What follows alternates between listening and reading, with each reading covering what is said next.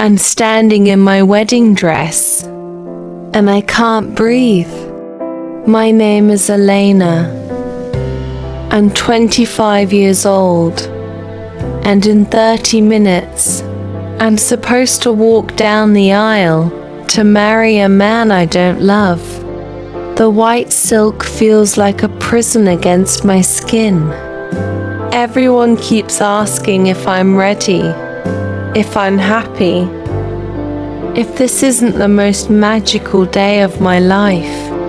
I smile and nod because that's what brides do.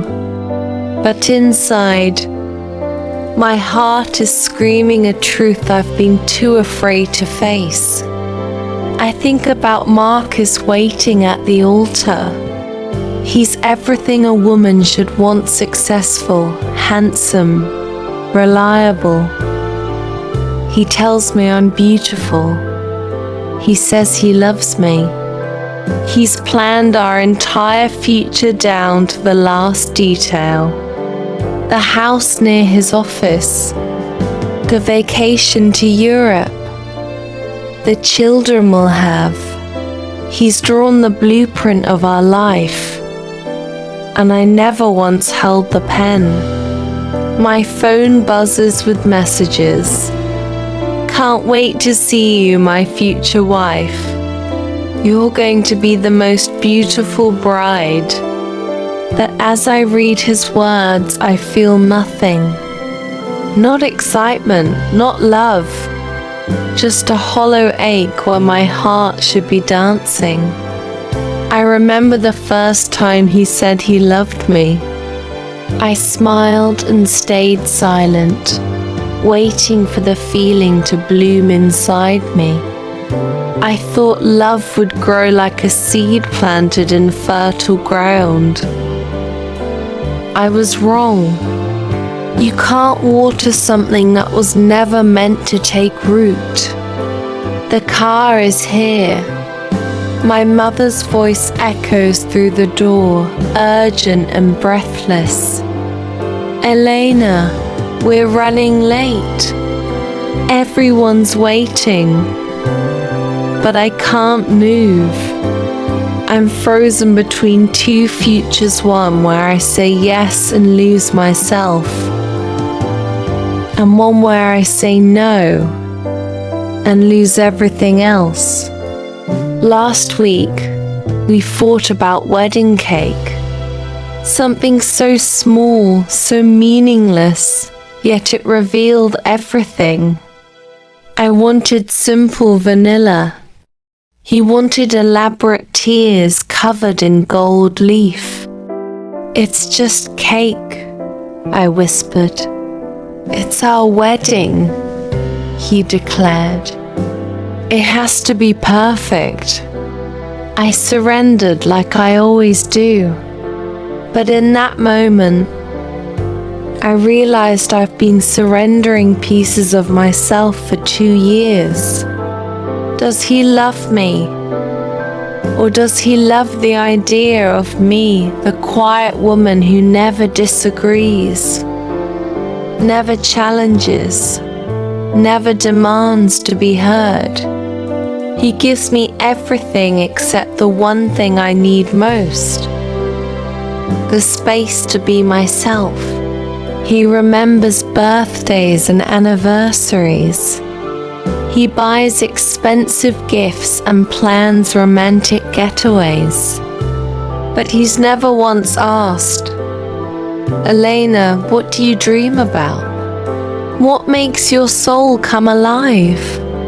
He thinks my silence means contentment. He mistakes my compliance for happiness. 3 days ago, I broke down to my best friend. What if I marry him and spend the rest of my life pretending? She looked me straight in the eyes and said, then don't marry him. Simple words that shattered my carefully constructed cage of excuses. But it's not that simple, is it?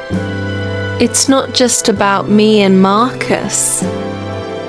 There are families who've traveled across the country, friends who've bought gifts and taken time off work. There's money spent, dreams invested, expectations built. If I walk away now, I destroy more than just a wedding. I destroy the faith everyone has placed in this perfect love story that was never really perfect at all. The phone rings. My mother again, panic creeping into her voice. Elena, Marcus is calling. He's worried. Everyone's asking where you are. I hang up without answering. The silence in this room is deafening, but it's the first honest moment I've had in months. Another call. This time it's him, Marcus. My hands shake as I answer.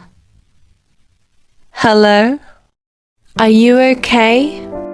His voice is different, softer, more vulnerable than I've ever heard it. I don't know, I whisper. And for the first time in 2 years, I'm telling him the absolute truth. There's a long pause. Then he says something that stops my heart. You don't have to come, Elena. You know that, right? What do you mean? If you're not sure, don't come. I'll understand. I'm speechless. He knew. Somehow, he knew. I've seen it in your eyes. He continues. You smile, but not with your heart. I kept thinking maybe it was wedding nerves. Or maybe you'd learn to love me the way I love you. But I don't want you to learn to love me, Elena. I want you to feel it. My chest tightens. He's been watching me disappear. And he said nothing.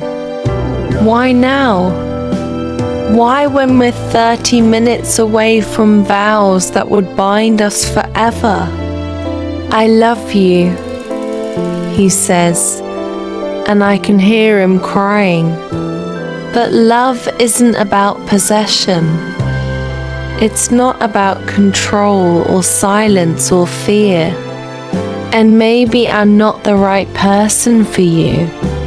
Maybe we're both just afraid of being alone. The call ends, and I realize we've both been living a lie, smiling for photos and saying sweet words while drowning in our own doubts. Neither of us had the courage to speak the truth until it was almost too late. My phone buzzes with a text from him. I almost called off the wedding 3 times this week.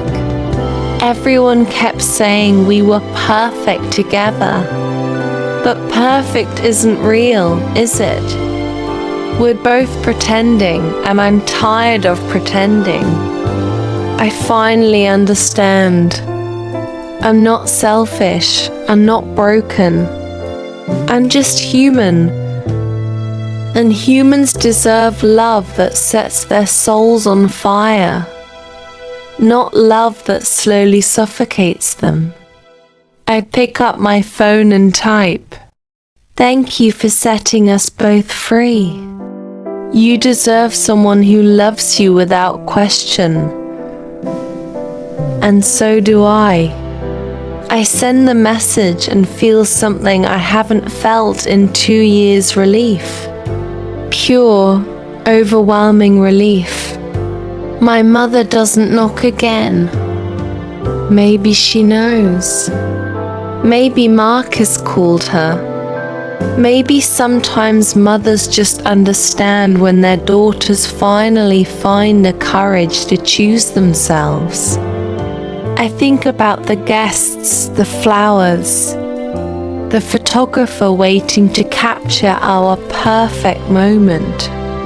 They'll call me selfish. They'll say I wasted everyone's time, broke a good man's heart, threw away something beautiful, that they won't live my life. They won't wake up next to someone they don't love, won't spend decades pretending to be happy, won't sacrifice their authentic self for someone else's idea of perfect. Sometimes love isn't about saying yes. Sometimes love is about being brave enough to say no, even when it breaks everything apart. Sometimes the most loving thing you can do is refuse to live a lie. In this white dress that I'll never wear again, I've learned something profound. A wedding day should be the beginning of your truest life, not the end of it. And maybe, just maybe, that's exactly what this is. Do you think she made the right choice? Or was she selfish? What would you do if you found yourself walking toward a life that wasn't really yours? The truth is, only your heart knows the answer. And sometimes that's the scariest truth of all. I'm still in the dress. Not because I want to be. Not because I'm clinging to some tragic sense of romance. But because when I finally sat down on the floor, my back against the full-length mirror, I couldn't bring myself to stand again. The silence that followed my text to Marcus was heavier than the silence before it. That silence had been full of questions. This one is full of answers, and they hurt. I finally peeled the dress off me around 3 a.m. It's crumpled on the floor now. Ivory silk and lace that once symbolized a future I was supposed to step into. Now it just looks like a stranger's skin I shed in the middle of the night.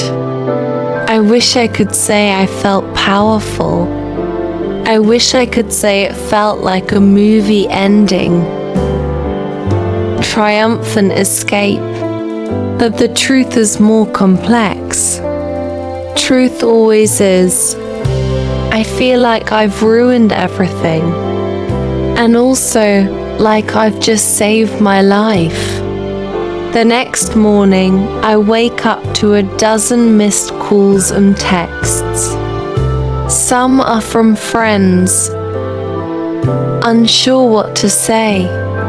Some are from family, half filled with panic, half with judgment. One is from Marcus, just one. I meant what I said. I hope you're okay. Take the time you need. He doesn't ask me to reconsider. He doesn't guilt me. And maybe that's what hurts the most. The grace in his letting go. I thought I'd feel free today. Instead, I feel homeless in my own life. By the third day, the news has spread. One friend posts something vague on Instagram. Not everything that looks perfect is real. Still love you, girl.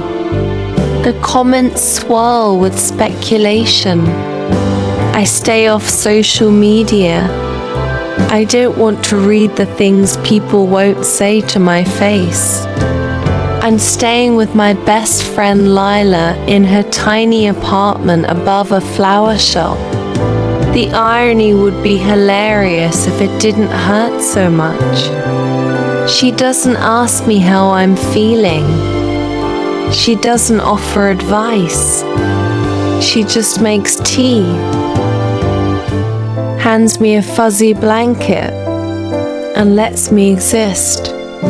Do you want to talk about it? She asks eventually. No, I say. Do you want to scream into a pillow? Maybe. We do. Together. Two women screaming into throw pillows in a living room that smells like lily and guilt. It helps. A little. I cancel the honeymoon tickets to Italy. The cancellation fees are brutal. I start returning gifts. The registry becomes a graveyard of expectations.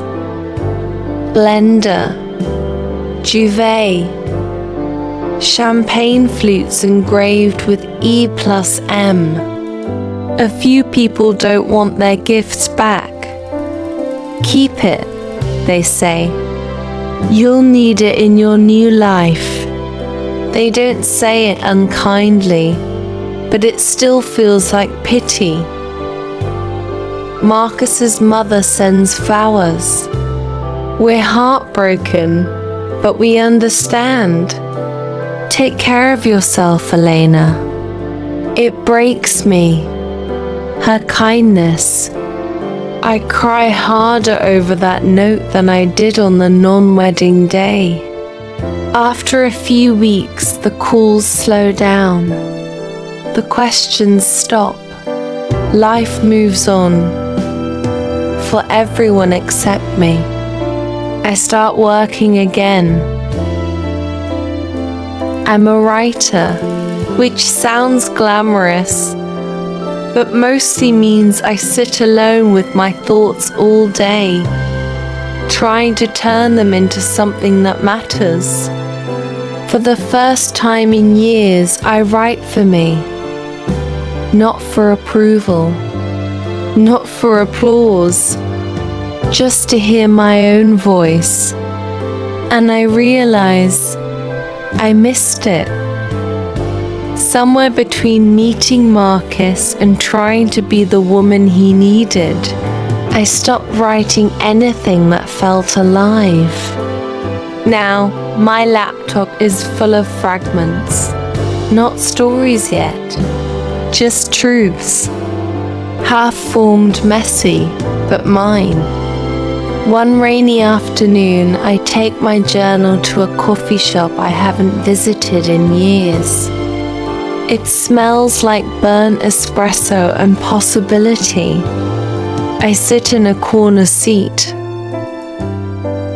open my notebook, start scribbling. A man walks in, drenched from the storm. He looks around, notices the only empty seat is across from me, and hesitates. I nod. He asks, "Mind if I—" "Go ahead," I say. We sit in silence for a while, both pretending not to notice the other. Then he glances at my journal and says, "You write?" "I try," I reply. He smiles. "Same. We don't exchange names. We don't flirt, we just exist next to each other. Two strangers sharing shelter from the storm. For the first time in a long time, I feel something stir. Not romance. Not yet, just curiosity. And that's enough. I write a letter to Marcus. I never send it, but I write it anyway. Dear Marcus, sometimes I wonder what our life would have looked like if I had walked down the aisle. I imagine the house, The smiles and photos, the polite dinner parties, the anniversaries we'd celebrate even as something inside me dimmed. You would have been good to me. I know that, but I would have been a ghost inside your perfect life, and you deserve more than that. I hope you find someone who dances barefoot in your kitchen and laughs with her whole chest and challenges you in all the best ways. I hope I find someone who sees me when I'm quiet and doesn't assume it means I'm content. Thank you for letting go. Thank you for loving me enough to let me be honest. I'll always wish we had met in another life. One where I already knew myself before trying to fit into someone else's idea of me. Be well, Elena. One night, I write another letter. This one to me. Dear Elena, you did the hardest thing. You disappointed the world to be true to yourself. People will misunderstand you. They already do. That's okay. You chose honesty over habit, truth over tradition, a breath of air over a beautiful cage. That is not weakness. That is power. Keep going. Keep choosing yourself, even when it's lonely. One day, someone will thank you for not settling. One day, you'll thank yourself too. Love, me. 6 months later, I'm walking through a bookstore, and I see him. Marcus. He looks different, softer. His hair's longer. He's wearing jeans and a worn leather jacket I've never seen before. He sees me too. For a second, we just stare. Then he smiles. It's not a sad smile. It's a real one. We talk. Briefly. He's dating someone. Someone who challenges him, he says. In a good way. I smile. Good. He asks if I'm okay. I am, I reply. More than okay. And it's true. We don't talk about the wedding that wasn't. We don't apologize again. Some things don't need words anymore. We both walked away that day. And somehow, that was the beginning, not the end. I'm sitting at my desk now. A year later, the wedding dress is gone.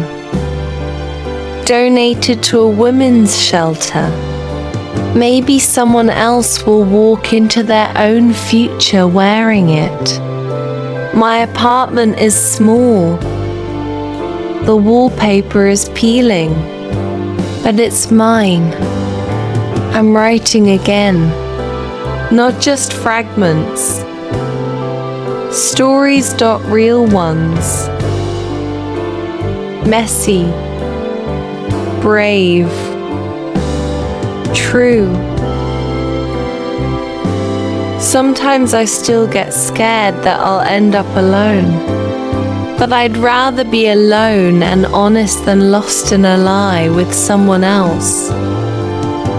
I make tea. The same kind Lily used to make.